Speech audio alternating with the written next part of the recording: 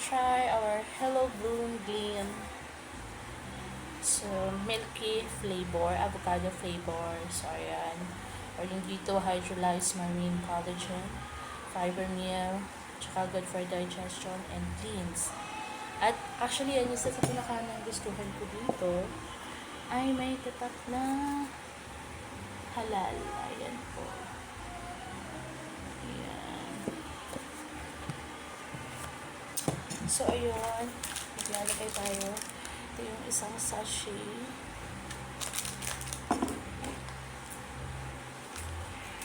Ayun dito. Ayan. Maglalagay tayo sa buo. Yun ko masarap. Amay pa lang. Masarap na. Ayan. So, mix natin. Mix natin na maayos. Amoy pala. Masarap na. Sarap.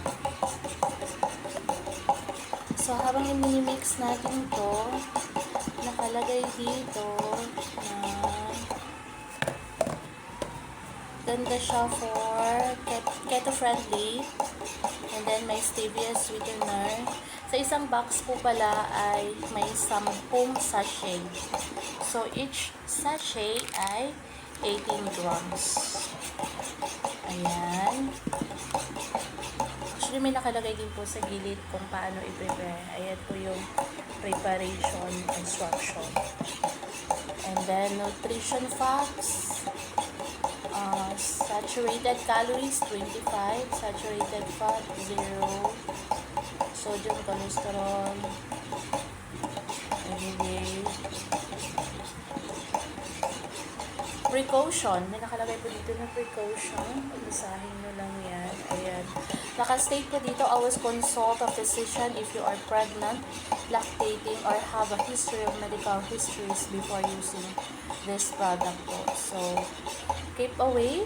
Storage condition naman, keep away from direct sunlight and moisture. Store at a set temperature not exceeding 30 degrees Celsius. Keep out of children's reach.